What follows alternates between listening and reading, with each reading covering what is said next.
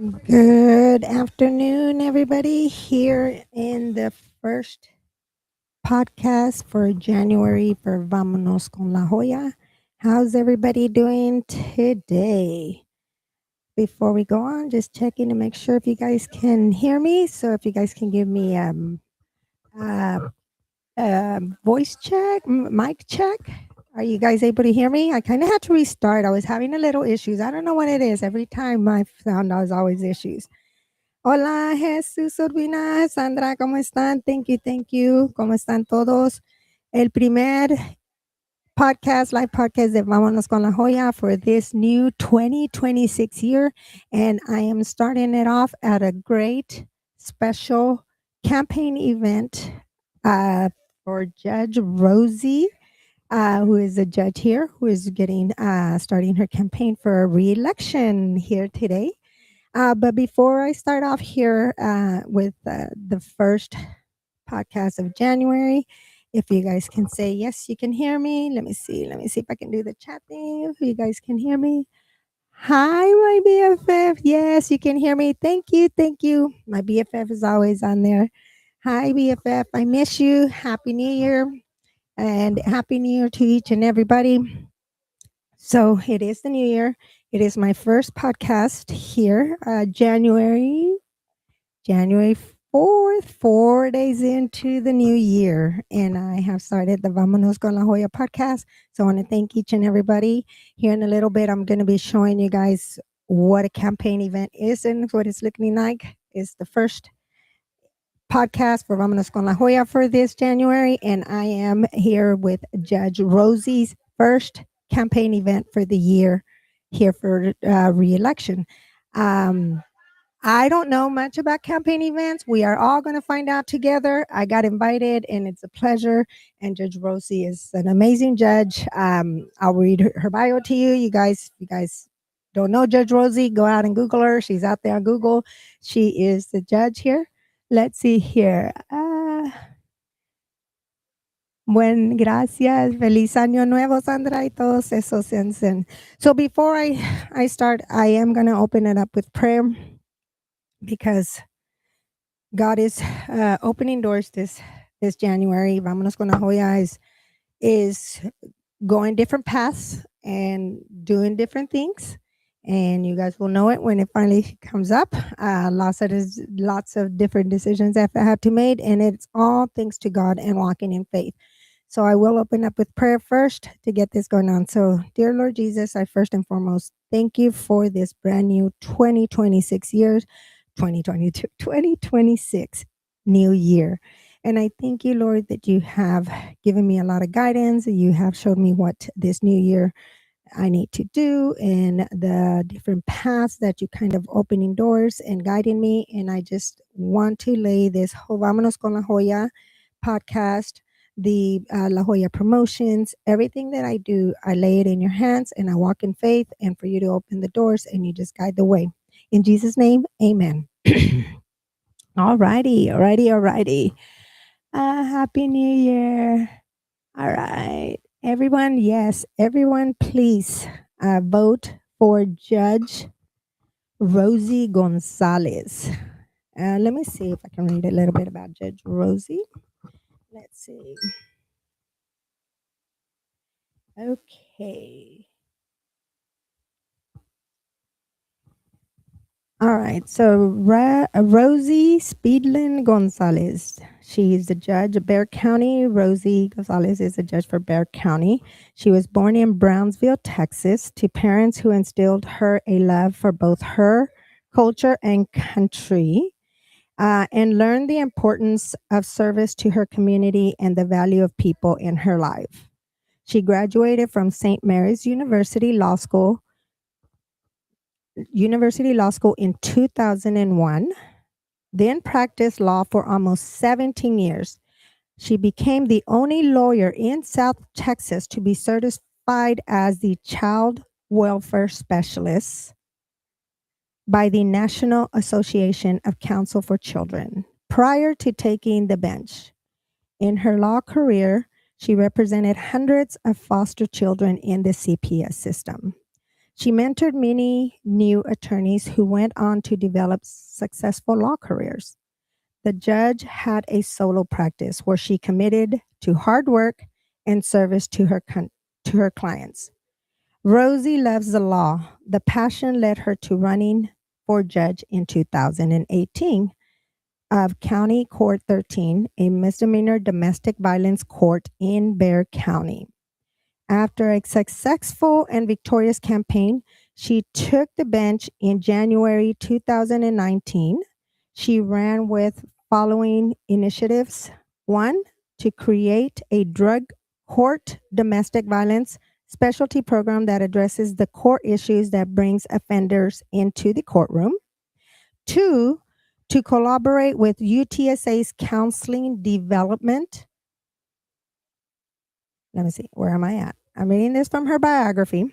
To develop and bring, two, to collaborate with UTSA's counseling department to set up a therapeutic support for the victims of domestic violence. And three, to develop and bring transparency to the working of the criminal justice during the 2019 Texas legislative session. She has co-authored HB 3529, which was sponsored by State Representative Roland Gutierrez. Judge Spenlin Gonzalez recognizes the lack of resources for most vulnerable residents. Further, she is aware that the most dangerous places in the city can exist in the home. She dedicates her time on the bench to address the needs for an ever-increasing problem in our city. In 2021, the Texas Diversity Council honored Judge Rosie with the LGBTQ Individual Leadership Award. In 2020, she was chosen as the recipient of the Alice Wright, I might be saying this wrong, Franzik Feminist Award for outstanding work done with and will continue to do that she promotes the ideal peace, empowerment, cooperation, equality, and respect for all persons. Over the past 3.5 years, she has been honored with the Pioneer Award recipient by Bexar County, Bexar County Commissioners Award, the Political Icon Award, and the Pride Center, and has been nominated for countless additional civic service and legal distinction awards. So that's a little bit about Judge Rosie. And so today she starts her first event, her first campaign event for re-election this year. So we are going to go and see what this campaign's all about. Good to talk to some of the people that are in her campaigns that are here helping her. And like I said, this is my first time being in a campaign. And so I am curious to know how a campaign works. And so you guys are going to be here with me. I'm going to, kind of go around and with my little table here, and we're going to kind of meet some people, and they're in here meeting. We're here from 2 to 4. Getting ready and getting her campaign started.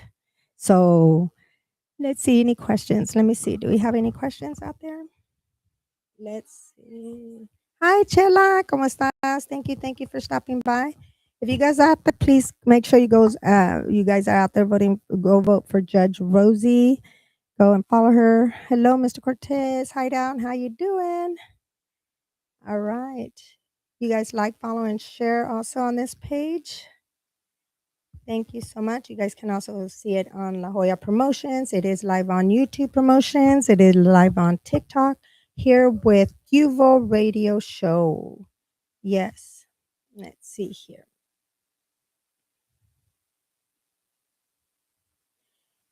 And I think from what I was seeing in here is save the date, March 3rd, 2026 here is going to be early voting day. There's a vote. So the voting is March 3rd, 2026. Early voting is February 17th through February 17th through the 27th. So we are here to start the campaign for re-electing Judge Rosie Speedlin Gonzalez, Bexar County Court 13. She's the award-winning. She's strong on domestic violence. She's innovative and compassionate, tough on crime, and fair and impartial. So let me see if we can go to the room. We got a nice little office here. So let me see if I can open this up so we can go and see what's going on.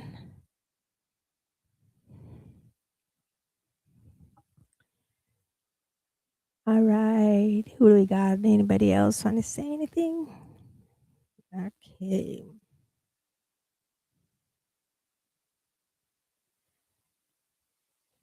It sounds very quiet over there. There's the door. Let me try to open my other.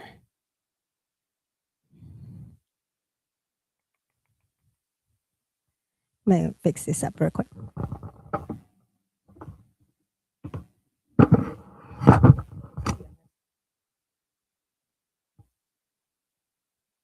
All right, I'm gonna go. Let's go walk out there and check out what's going on over here. See what we can talk to and interview. I'm a mobile little. I am in mobile, so we're gonna go around and see what's going on here at the campaign.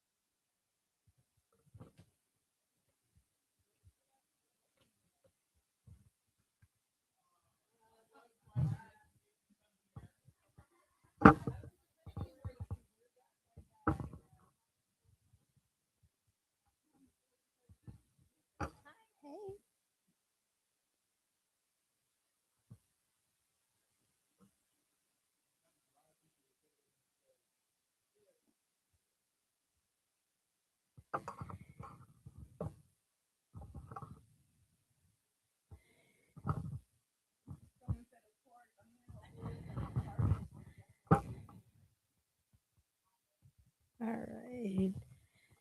So right now there is Judge Rosie over there. So we got her going on over here. There's Judge Rosie.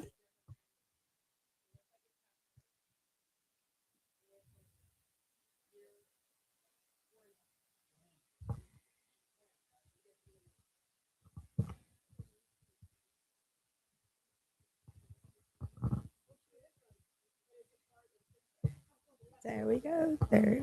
So we are here meeting with Judge Rosie, spreading out the word about her getting revoted. So we are see what we can do. We got lots of her.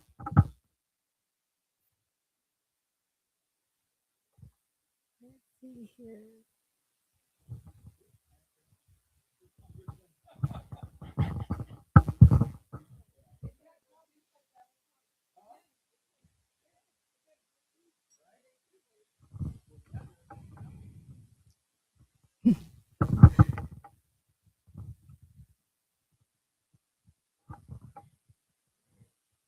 So right now, it looks like everybody's texting everybody out there about her re-elections to vote and everything. So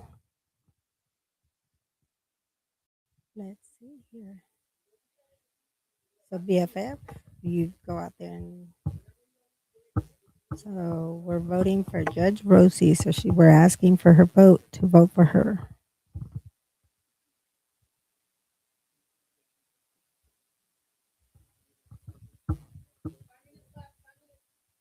So she's got like a little competition going on here in her event. So if you guys are out there, don't forget we are going on the re-election campaign here for Judge Rosie, which is going to be on March 3rd. And it looks like early voting is March 17th to February 17th to February 27th is the early voting. Mm. Hey, yeah, sure. Okay.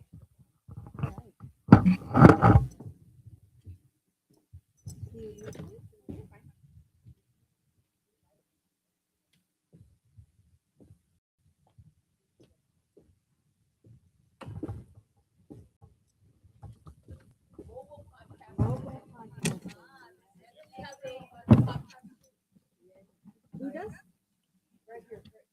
Oh, really nice.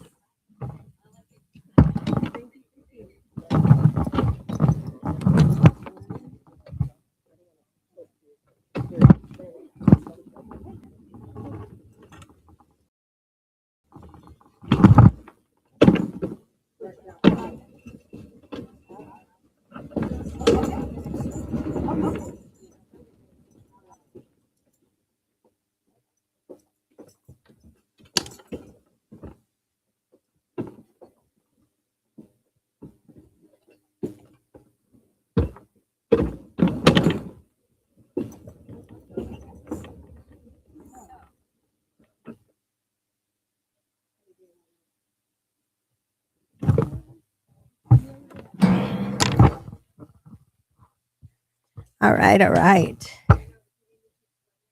Yes, yes, I am.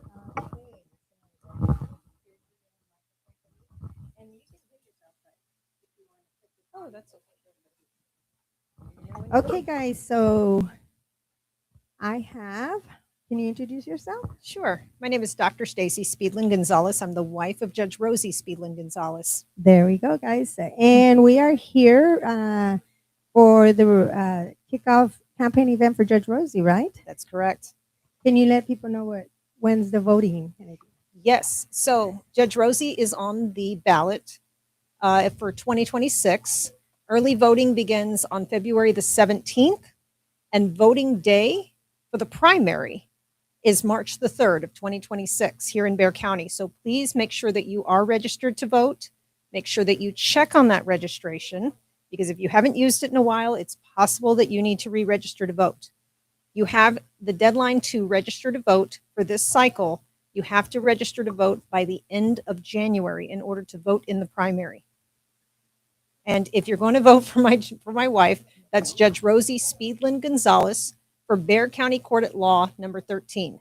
Bexar County Court at Law number 13 is a domestic violence court. So it is a criminal court. She hears nothing but misdemeanor cases related to family violence. Just so you know what type of court this is. Family violence is a persistent issue here in Bexar County.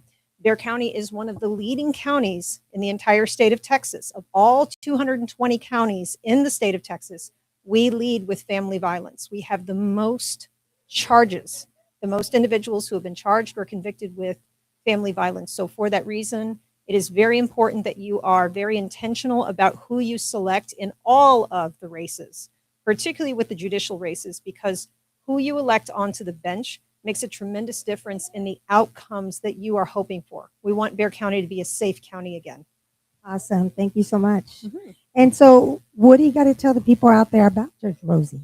So, one of the things that I wanted to showcase is something that I am the most proud of that my wife has done. So, when Rosie decided back in 2018 that she was going to run for the bench, she and I talked about it at length. And one of the platforms that she said, if I am elected, I want to start the first drug court for individuals who have been charged with domestic violence. The reason that was important is because when we looked at the literature, what we found is a good percentage of people who are arrested here in Bexar County being charged with family violence are individuals who happen to be under the influence of drugs and alcohol at the time of their charge. And I need to say this too, since I think oftentimes we do not talk enough about the definition of family violence. People often think of family violence, they think of intimate partner violence between a spouse and another spouse, a partner and another partner. We forget about the individuals who have an adult living at home, an adult child who has a mental health issue or has a substance problem. They're trying to get that person under control. Maybe they're off their medication, maybe they're using substances again, and then they start getting violent with the family or aggressive. Family calls the police. they get hauled off to jail. And the reason I tell you that is because there are certainly people who the best outcome for them is to spend some time in the Bexar County Jail. We know that. We know that for some people, the best thing to do is to go to jail. But for individuals who have a substance problem, we want to be able to help them get sober, because sober defendants become sober members of the community, become productive members of society. And for that reason, we created the Reflejo Court. So my wife also has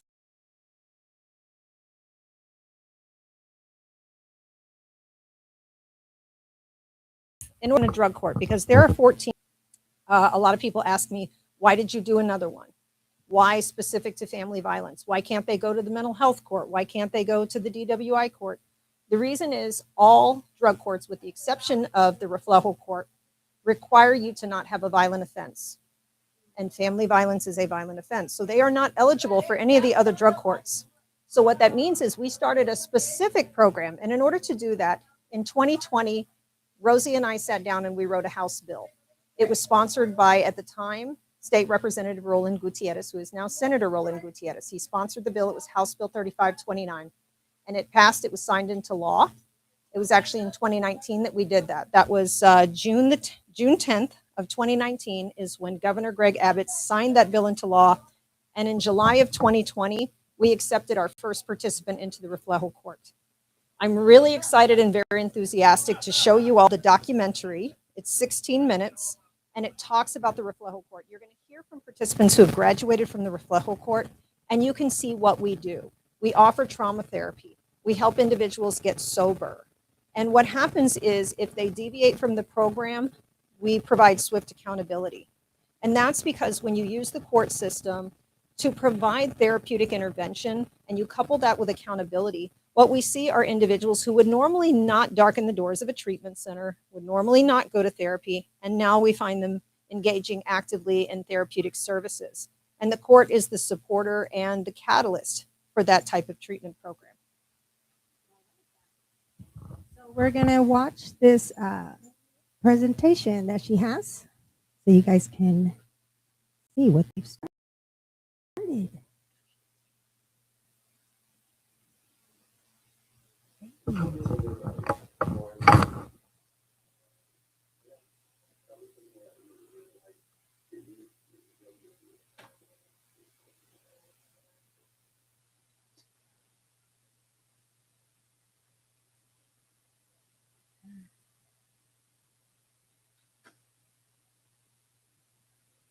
Everybody can run circles around you, trying to give you what you need. If you're not accepting it, you're never going to heal. You're never going to get sober.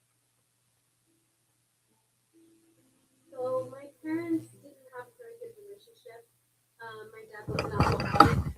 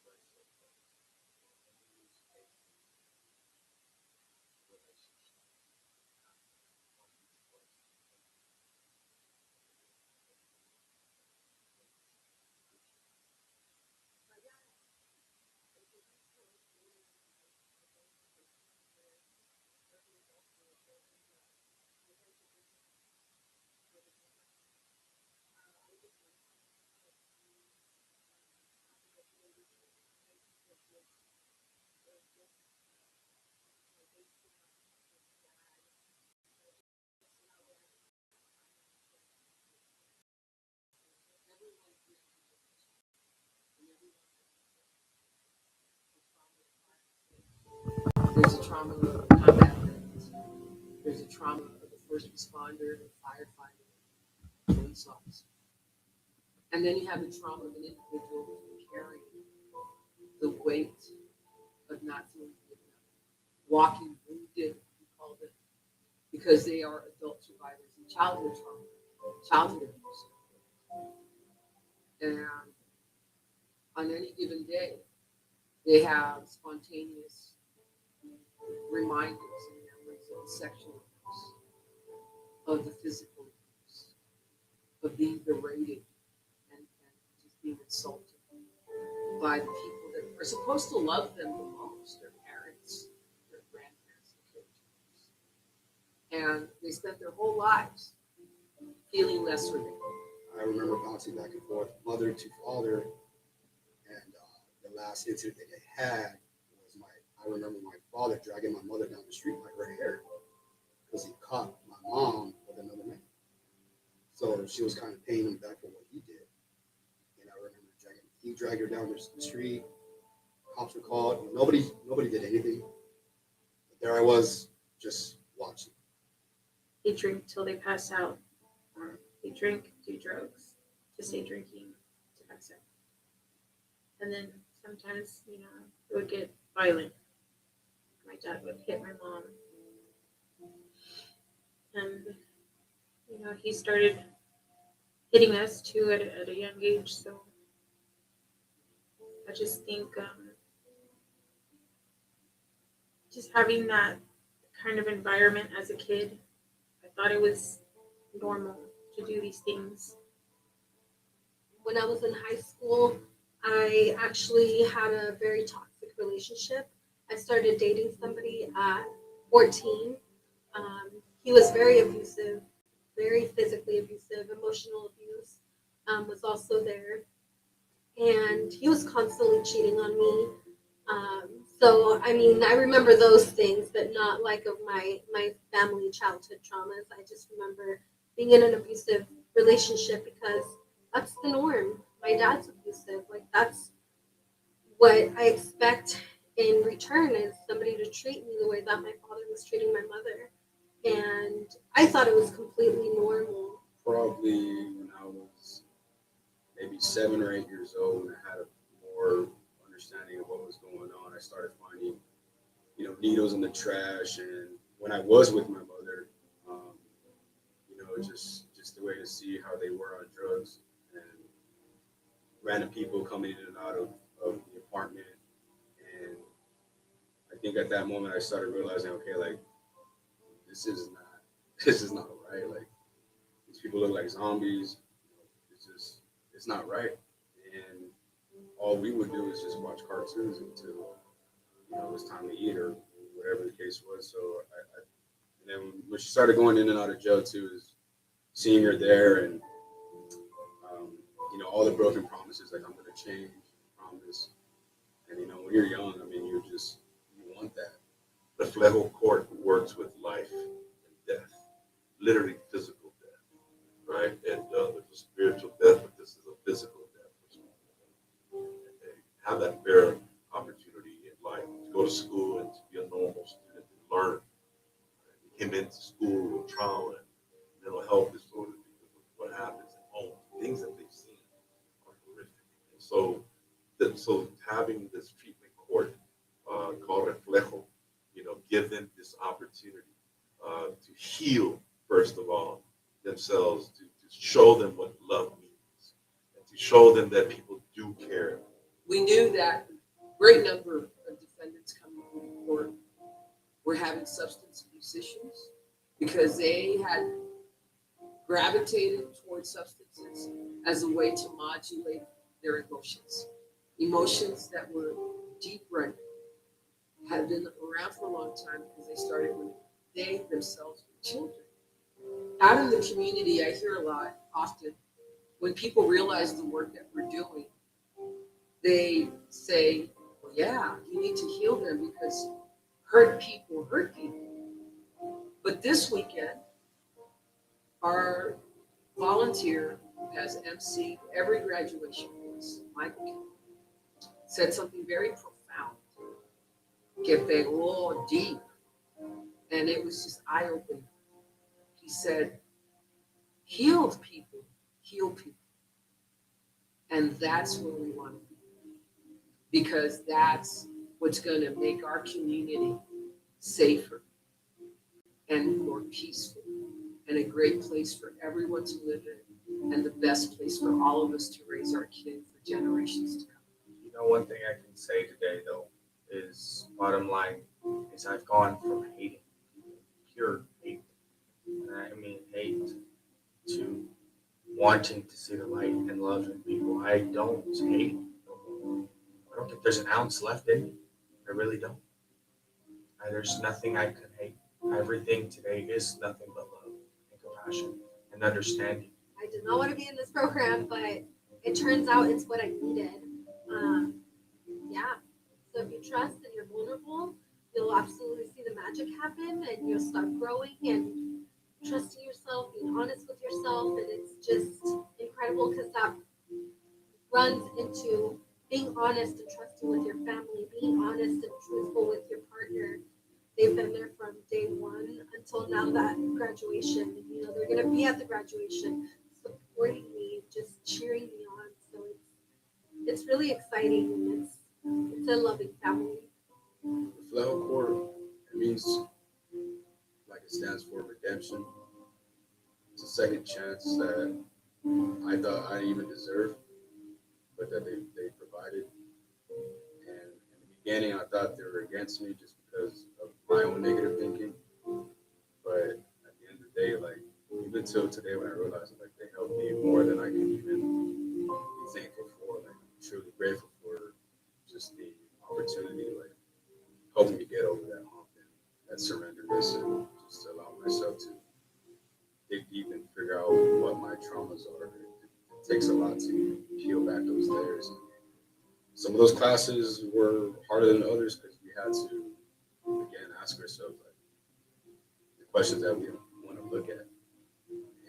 And when you get deep and you're cutting into that onion, like, as in real life, you start to get your eyes watery, tear, because it's hard. Nobody wants to look that deep. Fifth level court is a treatment court that gives opportunities to individuals that have lost hope. They've thought of committing suicide, or they've tried suicide. It didn't work for whatever reason. God kept them alive. To give them this opportunity, it gives individuals life all over again. It gives them another opportunity in life, an opportunity that was never given to them. From elementary to middle school to high school into adulthood. What the name of the classes are is exactly what I learned. I learned pathways to healing. I learned values. I learned just more, so much in depth with what my values are and the appreciation of these values and my appreciation of, like, my renewed empowerment. I would look forward to coming to class, and I would leave very happy. I feel so grateful that it was just so much loving energy here with you, with my peers at the time, that it carried with me, and it still is with me. When I first came to AIT, I didn't really know what the class was about, but it's honestly one of the best classes that, if not the best class in the program, that's really helped me break through. AIT, Mr. Vodka, y'all always have a good place in my heart, because when I was going through my slums, going through what I need was correctiveness, there's a big part for y'all helping me get through that and to be accountable, and just to help me stay on the right track. So it's a village, obviously, but AIT was, and Mr. Vodka was a big part of that process. During the trial, we're trying to fight for it. We're trying to get it dismissed. My judge, she is very, very powerful in a force spirit. She said, "We are not going to drop this case. We're going to pursue this case with everything we got." And she did that. So next thing you know, little did I know, this was something that was this was a scary thing for me, because I knew at that moment this is going to bring out the real Alex, the real Alex from the time I was a little boy until now was going to come out. And the Reflejo program allowed me to grow. I'm grateful to John, to Judge. There's people that I got to meet throughout my process in Reflejo Court. Great people that allowed me to grow. And it took me this long to realize it. It took me years right there to fall and to be where I'm at today is the best thing that ever happened.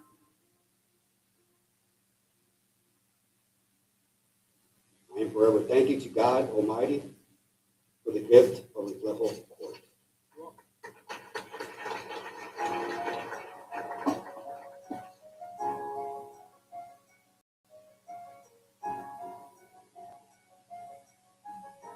I need to see strong desire to want to change.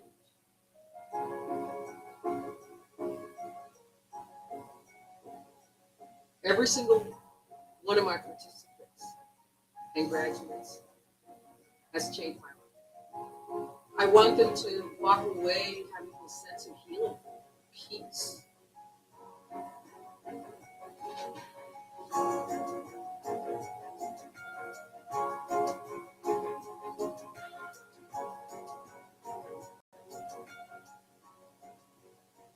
Having the tools they need, because they know as well as we know they're going to run up against triggers from the day they leave us to the day they die. And we want them to be able to be well equipped to not react to those triggers, but respond to those triggers in a way that is not going to lead them to use violence.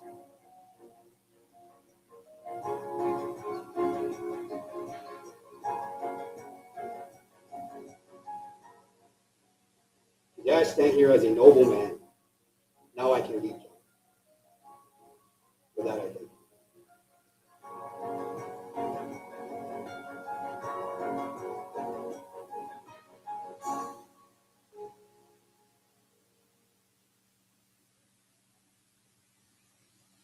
You see those individuals across the stage with their head up high and proud of what they've accomplished and looking forward for what life has to offer, that gives you goosebumps.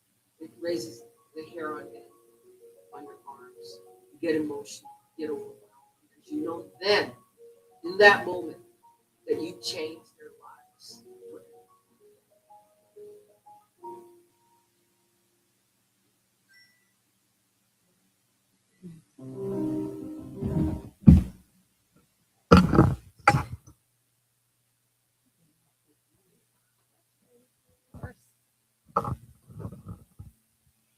Wow, that's very impactful. Wow. Reflejo, how did that name come about to be? A lot of people don't know this story, so you're the first to ask that question. So, when Rosie first took the bench, when she got elected in 2019, the very first day before she had her first official day on the bench, we had a shaman come and drum and bless the courtroom. And he gave Rosie a mirror for her to wear underneath her robe. And she still does. She wears it underneath her robe. And it reminds her to always reflect, to look at life through the lens of a mirror so that she can always think about the decisions that she's making as a judge. Her job is not easy. Obviously, court is not a pleasant place to be. She doesn't always get it right and perfect because it's a process. There's a prosecutor, there's a defendant, there's a defense attorney involved. It's not always perfect, but she always wants to think about the impact of the community, the impact of the individuals that are in front of her. And so for that, we named it Reflejo Court. Yeah, when I was seeing the video and I was thinking of that word, me, myself, I mean, this is my first time coming to a campaign, first time seeing this, and just seeing that it was reflecting a lot of what I went through, with family, with the culture, with everything, and it was just, it kind of touched me because I have family members that went through all kinds of different stuff, and here they are in their 20s, 30s, and they're into that road of life. But with your reflejo thing, it was just going back, like you said, going back and healing and Mhm. reflect, because a lot of them, I mean, I thank God that I was able to reflect and He saved me in certain different ways from that type of curse and going that road. But some people cannot. Some people aren't able to, and what you guys are doing, I think it's amazing, and how do people find out about it? I mean, you don't want to be able to go to court and try to, do they have to go to court and be submitted to that program or what? In order to be eligible for this particular Yeah. program, they have to be a first-time offender of misdemeanor level domestic violence. So unfortunately, this program does not allow for individuals with a felony. Our hope is that eventually someday we have a felony drug court for domestic violence, but in the meantime, right now, the individual has to be a first-time offender of domestic violence and have a substance problem. So what happens in this process in order for people to find the reflejo court is hopefully their defense attorney is conferring with the prosecution and they're willing to come to the table and offer a deal where they can plead guilty to the charge and then they will go through the reflejo court. And it is an intense program. It's a year long. And if they successfully complete all 5 phases in that year's time, not only will the charges be dropped, but their record will be expunged, which is that's a fresh Unheard of. start. It's a fresh start Yeah. for people because once you are convicted of family violence, the road gets very narrow in a lot of ways. You can lose access to firearms. It can impact, if you ever go through a divorce in a custody case, it can impact custody and possession and access to children. So we don't want people to have this conviction if they are serious about rehabilitation. And the thing about it is people commit violence and violence can happen for different reasons. Not everybody that comes to the court has a substance problem, and not everybody that has a substance problem wants to heal. But for those who do want to heal, this is the reflejo court. This is an opportunity for them to get sober, get an education, get a job, do all the things, participate actively in trauma therapy. And the result of that is that they can not only be sober, but they can be healthy for the family. Because the big misconception that people have is that once family violence occurs, that the victim of family violence wants the person gone. That's not true. There are a lot of people who want that person home, and they really want the court to be the catalyst to help them rehabilitate. They're like, please help my son. He's a good boy. They've shown us pictures of their football, when they used to do football in high school. Look, he was a good kid. Please let him come home. We'll sit with him. We'll mentor him. We'll take him to church. And we know that their intentions are good, but if love alone would get people sober, a lot of people would be sober in this Right. community. That's right. Mm-hmm. And wow. So there you go. There's another up for Judge Rosie. So Mhm. here today we are at the first event for the campaign for Mhm. reelection, right? Yes. For Judge Rosie. This So, will be, if she is elected, this will be her 3rd term. the third term, So there she's you go. had 2 active terms. She was elected the first time in 2020. In 2018. She was reelected in 2022. And here we are in 2026. She is seeking reelection for another 4 years here in Bexar County. There you go. And so for people out there, how can they, I know you said it before in the beginning, but for those that are just coming in, what do they need to do to get reelected, or to vote, Mhm. For Judge Rosie? Mm-hmm. So Rosie is running for a judicial seat. That's County Court at Law number 13. It's further down the ballot.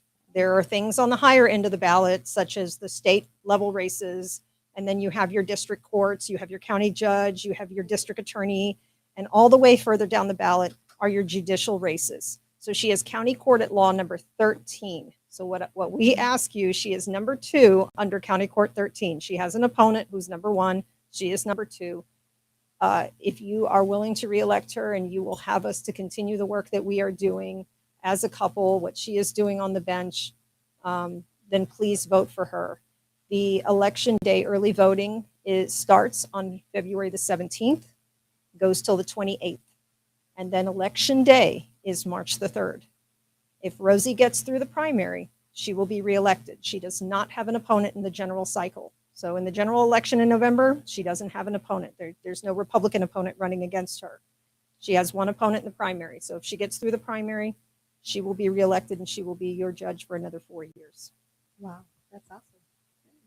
Well, guys, you guys know, go out there and register to vote and be out there for February 17th for the early voting for Judge Rosie. And we are here at her, she's out here working. We're working to get it started for you guys to get voting. If they need to, can they help anywhere? Is there any place to follow on Facebook or anything? For Judge Rosie? Absolutely. For anybody that wants to get involved and help out on the campaign, you can always email me. That's stacy.speedlin@gmail.com, stacy.speedlin@gmail.com. You can always reach out to me if you're interested in being a part of. We do not accept campaign contributions. Rosie is a firm believer that campaign contributions, she did not want to accept them. She didn't want them to be possibly influential in any decisions that she makes on the bench. So we don't accept money. What we will accept is your time, and we would love to have you come be a part of. You can also go to the Bexar County Court 13 website. You can see Judge Rosie. The documentary that I just played is actually on YouTube. You can find that. It's the Reflejo Court documentary. In fact, I'll make sure that you have a link for it for your viewers. Yes. So, yeah, and let us know if you ever need us to come out and talk about domestic violence. If you ever need us to talk about addiction, we can do that.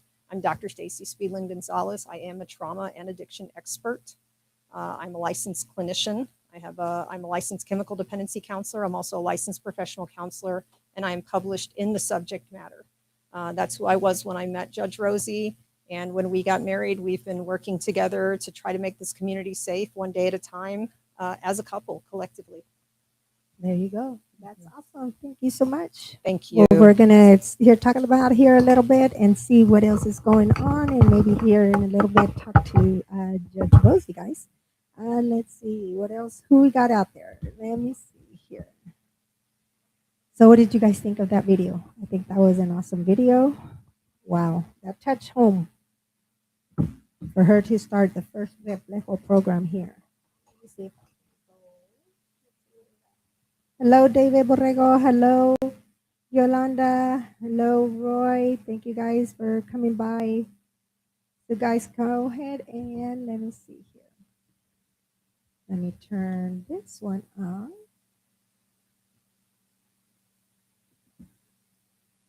And turn this one back around for me. All right. Got my little mobile one. All right, is anybody out there have any questions? Hey, BFF Annette. I'll make sure. Judge Rosie, Miss Annette says, thank you for serving the community.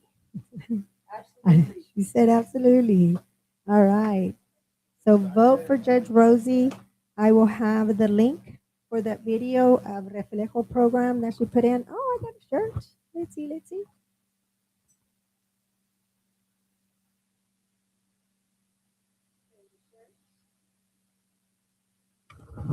And on her shirt says, Save Democracy, Vote Democracy in the back.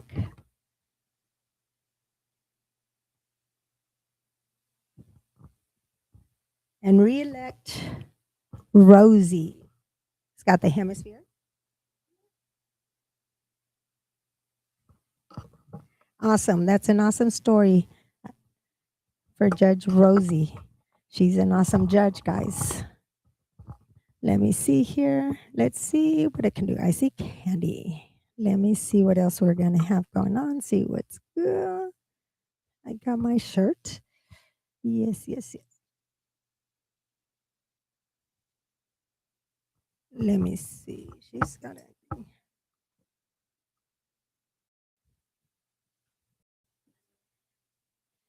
So her pamphlet here, I'm just going to show this. One of the programs that she started, and I'll be putting the video, Reflejo. Bexar County at Law, Court 13. It's program that Judge Rosie has begun. And then I'll have the link so you guys can see the video, and you guys can also go on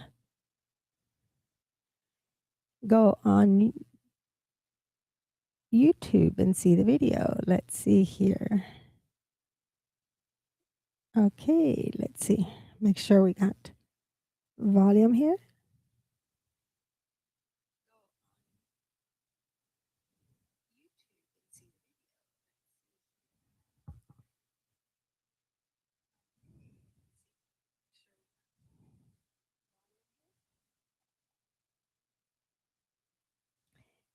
Yeah, get your t-shirt. Yes. All right.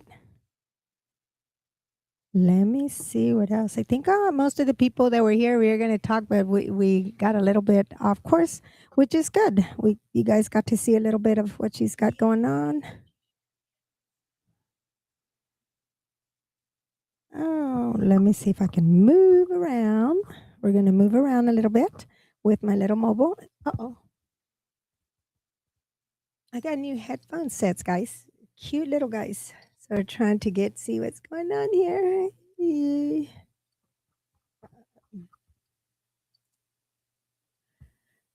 So this is my first campaign helping here with Vamanos Con La Joya with Cubo Radio Show.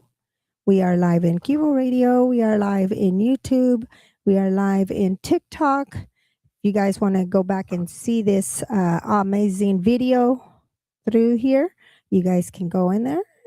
But I'm going to see if I can head on over here and see where we're at. I'll be right back.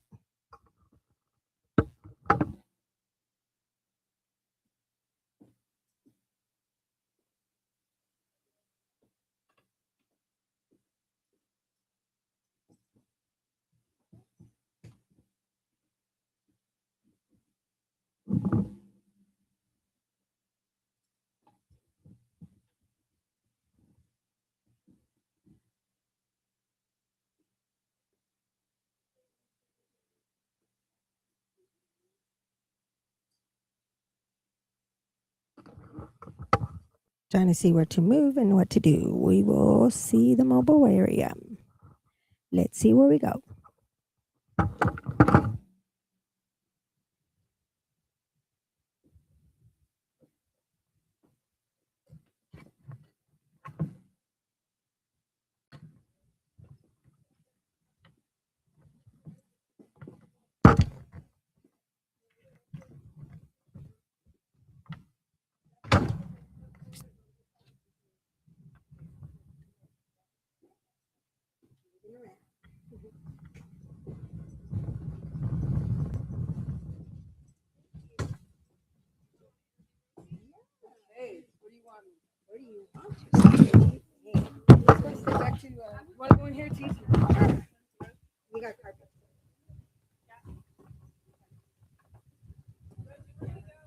Okay, I'm gonna let Stacy take care of everybody on the way out.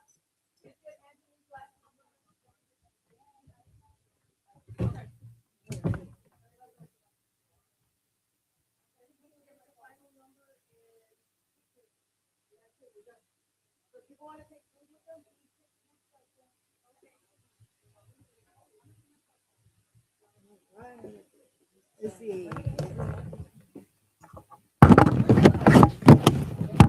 I think it's the lamp.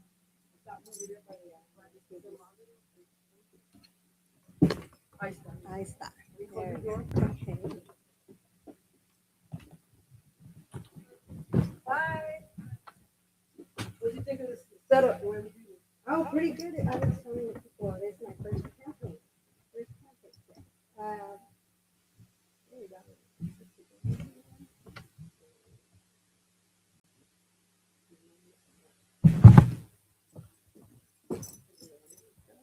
How's the sound? Testing 1, 2, 3. Testing 1, 2, 3. You good? Sounds good. All right. Go ahead and say thank you. Testing 1, 2, 3.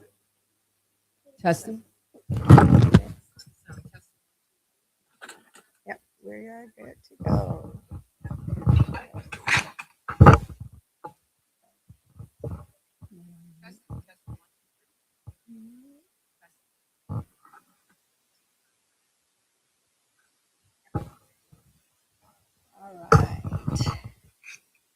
me, Lourdes. That's the live on Facebook.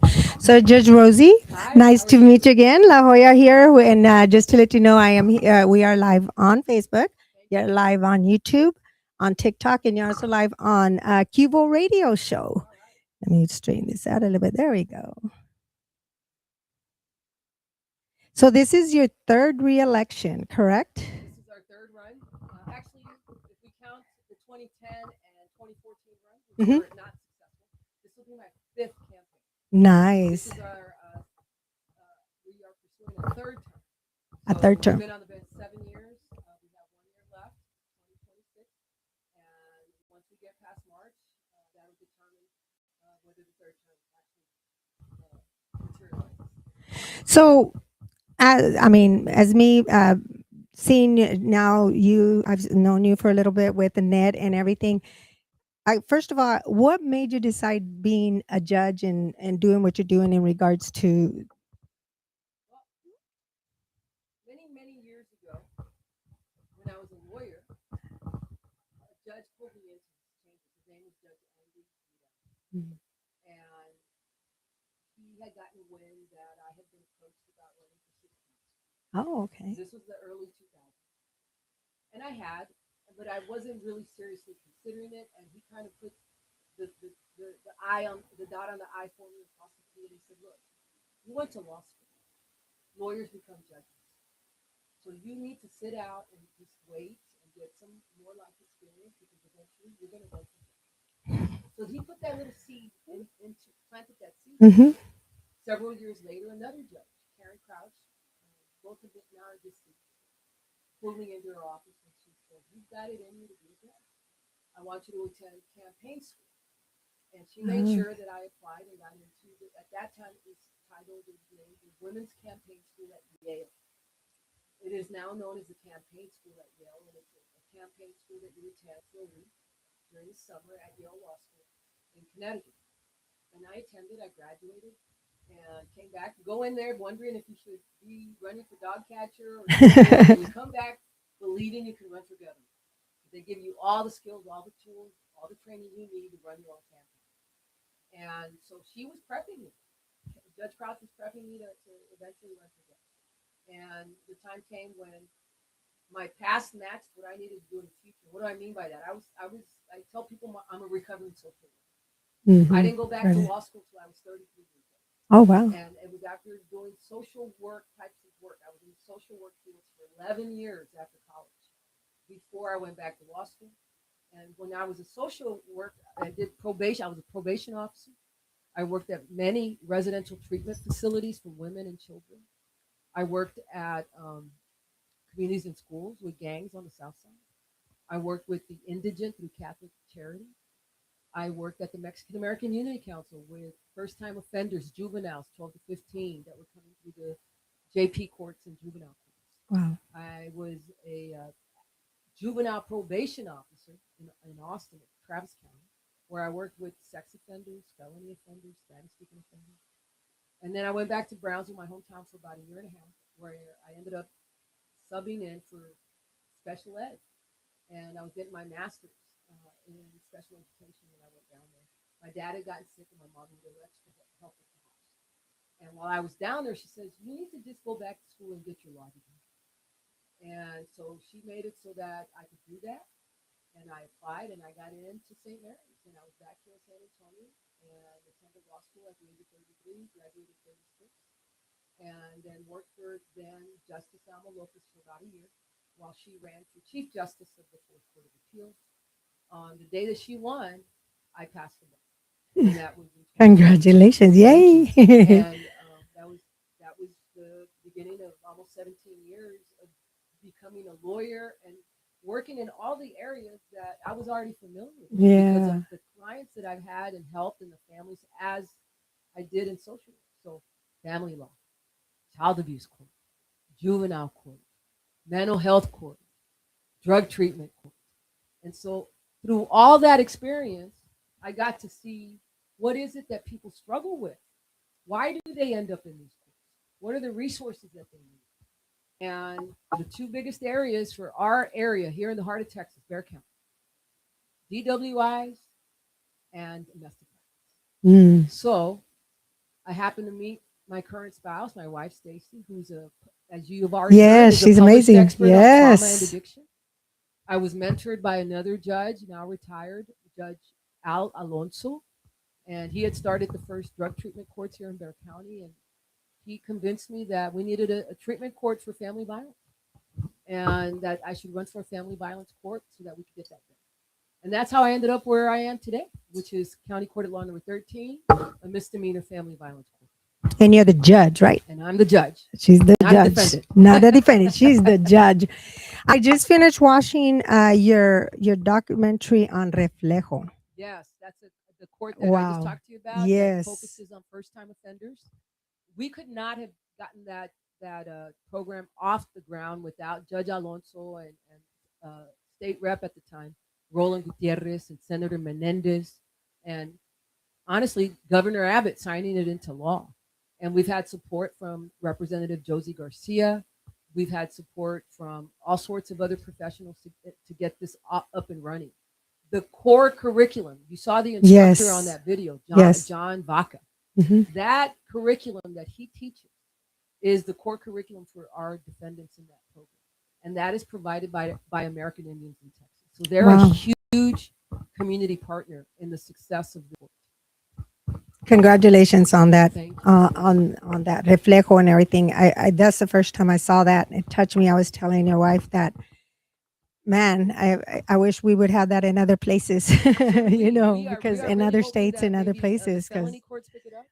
We are hoping that the juvenile courts pick it up. And I'll tell you why. There's two different reasons. Mhm.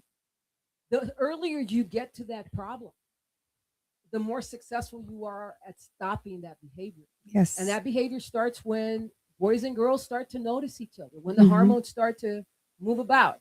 Sometimes it's girls and girls and boys, but you have that inner feeling. And when you start to feel jealous and possessive and no one's teaching you how to handle those feelings, you're going to end up in trouble. Yep. You're going to act in a way that's going to end up with you in the criminal justice system. Yep. Now, should we be judging people by the worst day of their lives? Mm. Should we blame them for trauma they bring into adulthood? And they just have never had the right intervention, the right teacher, the right guide, the right leader to teach them how to grow up in relationships. Yep. Those people may eventually end up in the felony courts because it spiraled out of control. And I would say for a felony court, it may be an alternative to prison. It may be a zero tolerance program. Hey, you're going to go to prison unless you do this Reflejo court program, and you got to be squeaky clean. You can't reoffend. You can't be playing with your. If I'm going to put you into Reflejo court, you need to comply 100% because if you don't, here's the order already signed for you to go to prison. That might be a way that it could work in the felony courts, but I think there's a lot of opportunity to change the trajectory of our community when it comes to family. Yeah, because in other places you're just doomed already. You just go to prison. That's it. There's no. Well, If even that's at about the it, you know. misdemeanor level, some folks, Yes. a lot of attorneys talk about the misdemeanor family violence court like it's nothing. It's Mhm. just a misdemeanor, really, because once you have that conviction, They're done. it sticks with you for the rest of that person's life. Your defendant's life, your client's life will be impacted for the rest of their days. How? It will affect their rights with their children, what kind of access they have to Yep. their children. It will affect the type of jobs that they can get. It will affect where they live. It will affect whether they can get financial aid. It will affect how they can protect themselves. Imagine carrying that yoke on your shoulder to the rest of your life Mhm. and having to tell employers and landlords and banks, well, I have a record. What kind of record? I'm a violent offender. Who wants to deal with the person that says that to you? Mhm. You write them off. And they're relegated to this lower rung of quality of life forever. So we offer an opportunity to correct it. That's awesome. Only here in San Antonio, but we pray that it goes on around in other states. The only reason I say is because I have a son that's 36 years old, and he finally reflected that he had to change. But you know, there was a lot of issues that he went on too, like you said, and you know, they react into violent ways and different ways that we didn't realize. And as a mom, I thought that I could save him, and I couldn't save him. I had to let him go into the system, you know. So But they the didn't help him. reaction comes from what we call triggers, Yes. right? And so we teach Yes. them how to cope with those triggers, Mhm. how to identify those triggers and not react. We teach them to sit back and reflect. That's why the court is called Yes. reflejo court. Mm-hmm. And people are like, well, what are triggers? I'm going to tell you. I'm going to give you an example. If you were a child that was raised in a family where if mom burnt the beans on the stove and dad came home and the frijoles estaban quemados, Mm-hmm. and then dad's like, orale, we're going to get into un rollo aquí. And the next thing you know, they're duking it out in the bedroom, in the living room, and the kids are in the back room just listening to everything. Well, maybe that child's going to grow up to be an adult who's triggered at the scent of burnt beans. Mm-hmm. Okay. Maybe you come from a home where dad and mom would start drinking together while they were listening to norteño or tejano music, and before you know it, they're going at it. Now, every time you hear that kind of music, you trigger. Or maybe it's an unfortunate rape or sexual abuse, and the person wore a certain type of cologne, and when you smell that cologne, it just sets you off. Yeah. Right? It could be anything. It could be the person's sound of their voice.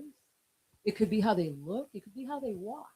But something triggers you and puts you right back in the middle of that horrible event. That's a trigger.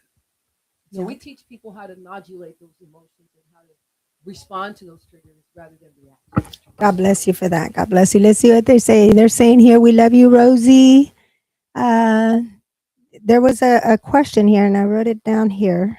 Let's see that they asked earlier. Is there a specific message you want to send for the people listening, especially the people who are uneasy about political climate? I would say to them, don't worry about the political climate. Worry about your safety and your own well-being. Mm. All of that is a universal human experience. Regardless of whether you're a Democrat, a Republican, an independent, a libertarian, we all Yeah. deserve to live in a place where we feel safe and we feel free to express our ideas without worrying that we're going to get slapped or kicked or hurt or threatened, right, or terrorized. So it doesn't matter where you are politically. We are all in the same boat as humans, wanting to live in a safe place, a safe community, a safe place. So try to get beyond that and Yes. try to prioritize your own safety over what you think other people are thinking about you or going to say about you, because we have a lot of that going on. There you go. You guys heard that. There's your answer to the question. And where do you see yourself in 10 years from now? Hopefully in a souped up van touring the national parks across the country with my Yay. 3 dogs. Oh, there you go. Checking in with Stacy, who will probably still be in this clinic. I hope not, but I'm in my 60s. Oh, And okay. so You look too young to be in your I 60s. Hello. I hope Yes. to be retired Oh, okay. and enjoying life without a walker, without having any Right. major illness, and I try to take care of myself. Just enjoying God's gifts to me and what life has to offer when I'm in my late 60s and early 70s. There you guys heard it. So while we're out there on Facebook Live and everything, before we go, you have any shout outs? You have anything you got to say to the people out there to get this votes, to get to know you and what you're all about? Because I know a lot of them, this is the first time they're seeing you. You I know. want I want them to know that we have open courts in Texas. They can always come down to the courthouse to observe the work that we do every Okay. day. I am going to make a personal invitation to everyone in your listening area, Okay. in your viewing area on January 27th. That's a Tuesday. Okay. At 9 o'clock, we will begin our 10th commencement graduation for the federal court. Oh. It'll go from 9 to 2. It's free to the public. It will be taking place at the neighborhood place on Rivas Street, right off of General McMullen, right behind Holy Cross High School. Oh, okay. We will provide you a free breakfast. We will provide you a free lunch. And you will see the miracles of healing of the federal court.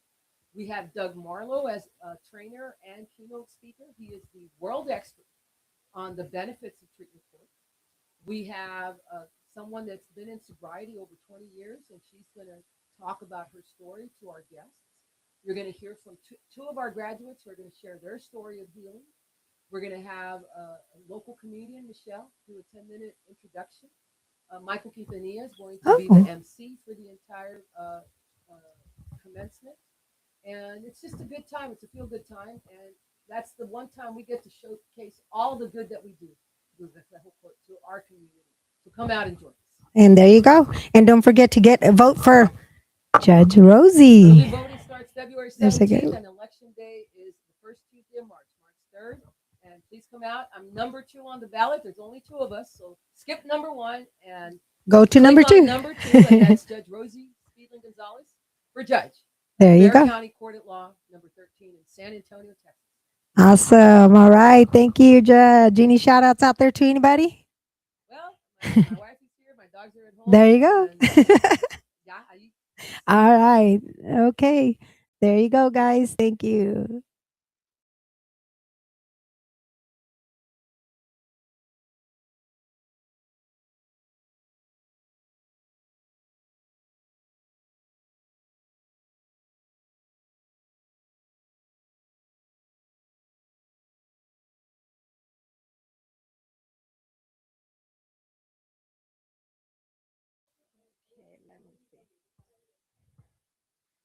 All right. Let me see here.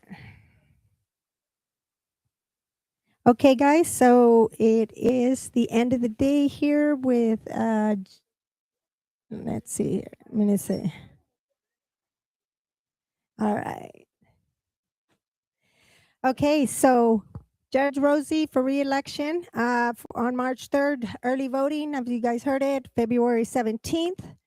February 17th through the 27th, they said. And you guys want to help reach their wife?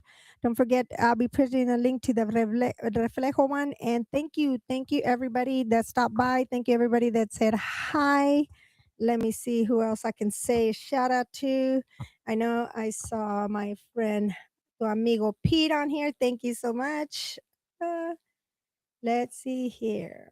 Going to my live. Hello, my BFF Annette. Thank you for following. Thank you for the invitation here for Judge Rosie. I got me my shirt. Hello, Serena. Woohoo, Judge Rosie. Yes. Hello, Annette. All right. Anyway, thank you so much, each and everybody. Love you guys. God bless you. My first podcast. It was great to meet Judge Rosie, talk about Judge Rosie, talk of all the great things she's done, her Reflejo group, and she invited you guys to the January 27th. So go back if there's not a live button on there. Go back and check out her video. It is shown here on my live. And thank you so much. God bless you. Y que Dios me los bendiga. Thank you, Lord, for today. Amen.